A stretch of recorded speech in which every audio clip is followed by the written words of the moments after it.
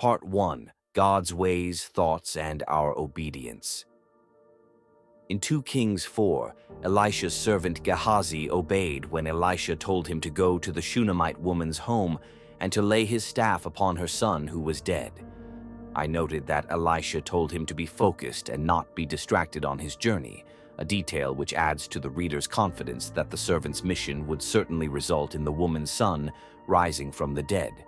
However, it did not happen. One might ask, why is it that the man of God's staff was unable to produce the intended miracle?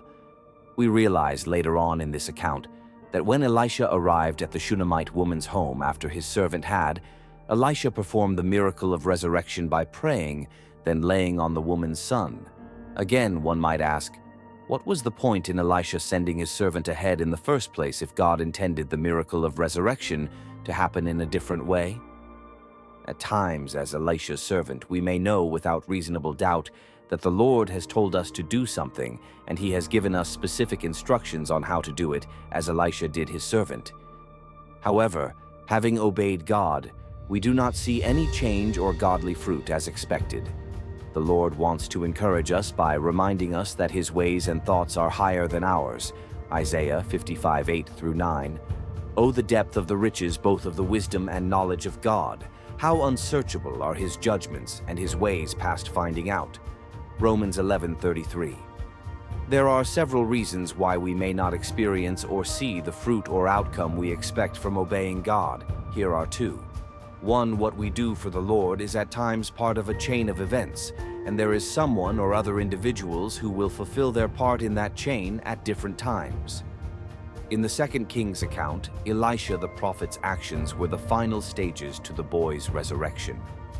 We should be encouraged that what the Lord has asked us to do, however fruitless or trivial it may appear to the natural eye or human understanding, may be an important part of a process leading to a glorious outcome. 2. What the Lord told us to do may have achieved the outcome to the glory of God. However, it was not evident as yet to the natural eye. God could choose to open our spiritual eyes to it at a later date, or not at all.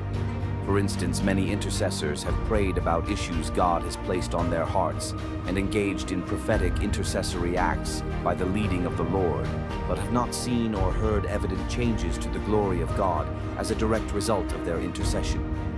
Our part is to be as Elisha's servant, undistracted and focused in our obedience to God and our pursuit of godliness, trusting him all the way. We must rest assured that whatever we do for God through Christ Jesus is never in vain, whether we see the outcome one day, never do, or the end result is not as we expected it to be. We serve a sovereign God who is in absolute control. Who hath directed the Spirit of the Lord, or being his counselor hath taught him? Isaiah 40:13. We who love God are reminded of the rewards of obedience. Jesus answered and said unto him, "If a man love me, he will keep my words, and my Father will love him, and we will come unto him, and make our abode with him." John 14:23. Abiding in God's presence or glory by living in obedience to him should be our priority above all else. It is the key to attaining all that he has for us and being fruitful for his sake every day of our lives. You are blessed, determined to stay blessed.